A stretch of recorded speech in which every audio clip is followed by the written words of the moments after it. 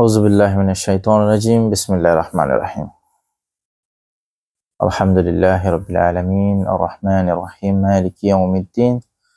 ইyyaka na'budu ওয়া ইyyaka নাস্তাঈন। ইহদিনাস সিরাতাল মুস্তাকিম সিরাতাল লাযিনা আন'আমতা আলাইহিম গায়রিল মাগদুবি আলাইহিম ওয়ালাদ-দাল্লিন। আমিন।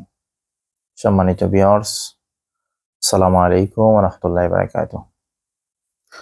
আমি জুনায়েদ, বাংলাদেশ জামাত ইসলামী পক্ষ থেকে আপনাদেরকে অনেক অনেক ধন্যবাদ ও বুক ভরা ভালোবাসা। তো আপনারা বাংলাদেশ জামাত ইসলামীর না অনেক নেগেটিভ ভাবনা অনেক মানুষের আছে, যে মনে করে বাংলাদেশ জামাত ইসলামী উগ্রবাদী অথবা ইসলামের সাথে বাংলাদেশ জামাতের অনেক কিছুতে সমস্যা আছে। আসলে বাংলাদেশ জামাত ইসলামী মুসলমান, সবচেয়ে বড় পরিচয় হলো তারা হলো মুসলমান, ঠিক আছে? তাই মুসলমান আকীদাগত কিছু সমস্যা থাকতেই পারে, সবার আকীদার সমান না, কারণ আমাদের মাযহাব তো চারটার মাঝে একজনে এক এক মাযহাবের, এক দল আছে এক এক মাযহাবের। মাযহাব কোনো সমস্যা নাই, চার মাযহাব যদি হয়ও, চারজন ইমাম যদি হয়ও, সবার ঐক্যবদ্ধতা একই। সব মাযহাবের বড় বড় যারা কিতা আসলা, সব মাযহাবের ইমাম আসলা, তারা সবাই কইছে যে কোনোটাও ফালাইবার নাই, সব মাযহাবই ঠিক আছে। তো মাযহাবের আকিগত সমস্যার লাগি আমরা মুসলমান এরকম দলে ভাগ হইতে পারি না। আমরা সবাই মুসলমান, ঐক্যবদ্ধতা আমরা অত্যন্ত জরুরি। আমরা যদি ঐক্যবদ্ধ না থাকি, বাংলার জমিনে অনেক দল আছে, অনেক মানুষ আছে ইসলামের বিরুদ্ধে বহুত ষড়যন্ত্র করব। তাই আমরা ষড়যন্ত্র করার আমরা সুযোগ দিলে হইতো না। আমরা বাংলাদেশ সবাই মুসলমান ঐক্যবদ্ধ থাকতেইব, এক কালিমার তলে থাকতেইব। আমাদেরকে ভাগ করলে হইব না, আমরা নিজেরা ভাগ করলে হইব না। ভাগ করলে শয়তানের সুযোগ পাইব, এই সুযোগে আমরা মুসলমানের অনেক ক্ষতি করার চেষ্টা করব। তাই আমি কইব আমরা সব মুসলমান ঐক্যবদ্ধ, সব এক কালিমার নিচে হও, ঠিক আছে? খে সুন্নি, খে আলিয়া, খে জামাত, খে কমি, খে লামাজাবি, খে আহলে হাদিস, এগুলো আমরা দেখার বিষয়ই নাই। আমরা সবচেয়ে বড় যেটা দেখার বিষয়, আমরা হইলো মুসলমান। আমাদের কোরআন একটা, আমাদের নবীও একজন, আমাদের আল্লাহও এক, ঠিক আছে? এখানে আমরা সবাই ঐক্যবদ্ধ না, তাহলে আমরা কিসের বিভিন্ন দল, কিসের আমরা বিভিন্ন কথা? আমি তো কিছু বুঝি না। ছোটখাটো কিছু মাযহাবের সমস্যা থাকতেই পারে, এগুলা নিয়ে কি আমরা নিজেরা খাজ্জা ঝগড়া কইরা অমুসলিম যারা ইসলামের দুশ্মন, এটারে আমরা সুযোগ দিমু? এটা তো প্রশ্নই উঠতে পারে না। তারা আমরা যদি সুযোগ দিই নিজেরা, তারা মাথা ছাড়া দিয়ে উঠবই। তারা বাংলার জমিনে ষড়যন্ত্র করবো মুসলমানের বিরুদ্ধে। তাই আমার ভাইয়েরা, সম্মানিত ভাইয়েরা, সম্মানিত মুসলমান, আমার প্রাণপ্রিয় খলিজার ভাইয়েরা, এই সুযোগ আমরা কোনো সময়ও অমুসলিমদেরকে দেওয়ার কোনো সুযোগ নাই। আমরা মুসলমান, আমরার মাঝে পার্থক্য থাকতেই পারে।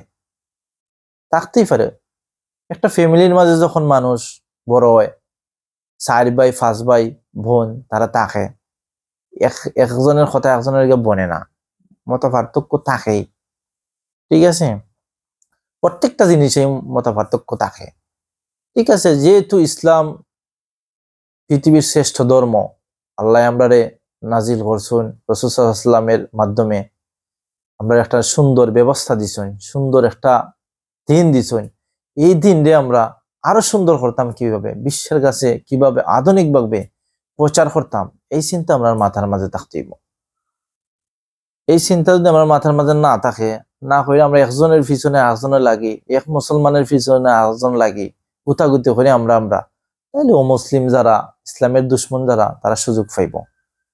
এখন দেখেন বিশ্বের মাঝে আমরা পাই অনেক মুসলমান, খ্রিস্টান যারা আছে তারার পরে আমরা স্থান, 2 নম্বরে আসি, তাহলে আমরার উপরে এত সমস্যা, এত জুলুম, অত নির্যাতন কেন?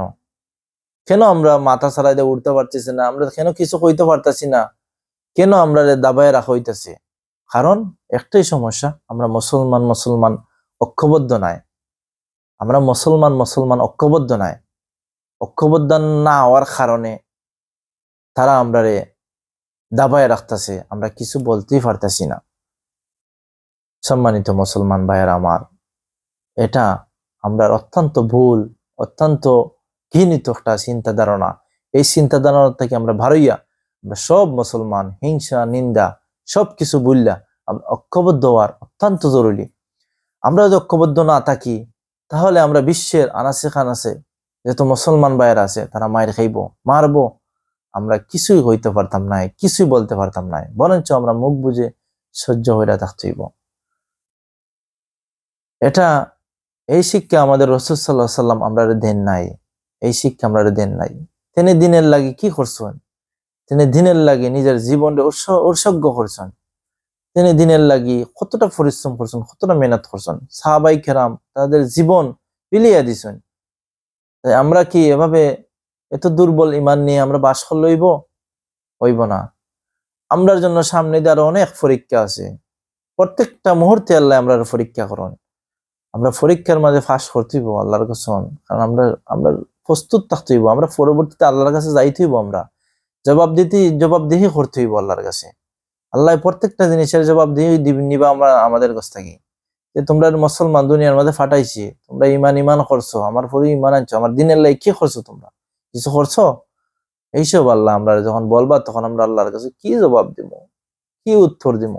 তখন কি জবাব দেওয়ার আশা থাকবো? থাকবো না। আমরা নিজেরা নিজেদের কাছে বিবেকের কাছে দরার থাকবো যে আল্লাহর প্রশ্নের জবাব আমরা দিতে পারতাম না। তাই সম্মানিত মুসলমান ভাইয়েরা আমার, আমার দিনী ভাইয়েরা, আমার খলিজার ভাইয়েরা, আমার মহাব্বতের ভাইয়েরা, ভালোবাসার ভাইয়েরা, আমরা ঐক্যবদ্ধ থাকো। দিন রে এভাবে মানুষের হাতে বিলাই দিও না। ইসলামের খুঁটি দইরা রাখা শক্ত করি। এটার মাঝেই কল্যাণ, এটার মাঝেই আছে সবকিছু। রাসূল সাল্লাল্লাহু আলাইহি ওয়াসাল্লাম বিদায় ভাষণের মাঝে এগুলা বিষয় আমরা বলে যান নাই। আমরা বলেছেন ঐক্যবদ্ধ থাকতাম আমরা। তিনি বলছেন তোমরা ঐক্যবদ্ধ থাকো, আমার দিন রে তোমরা আঁকড়ে ধইরা রাখো। আজকে আমরা দিন রে কি না করছি, একজনের দোষ আর একজনে, অমুকের ইসলাম ঠিক নাই, অমুক ঠিক নাই, এগুলা করে আমরা কোনো সময় মুসলমান ঐক্যবদ্ধ থাকতে পারতাম না। আমার মন তাকে এটা বিশ্বাস রাখতে হইব যে অপর মুসলমান আমার ভাই, সে যদি ভুল রাস্তায় চলে যায় তাহলে আমি কিভাবে দিনের রাস্তায় নিয়ে আইমো, এই চিন্তা ধারণা আমাদের মনে থাকতে হইব। এই চিন্তা ধারণা নিয়ে আমরা দিনের দাওয়াত দিতে হইব পৃথিবীর ময়দানে। তাই আমার ভাইয়েরা এইসব সাইডা চলো আমরা ঐক্যবদ্ধ হই, একই কালিমার নিচে আমরা সবাই লিপিবদ্ধ হইয়া আমরা দিনকে, আল্লাহর দিনকে সারা পৃথিবীতে ছড়িয়ে দেই। এটাই আমার কথা। আসসালামু আলাইকুম ওয়া রাহমাতুল্লাহ।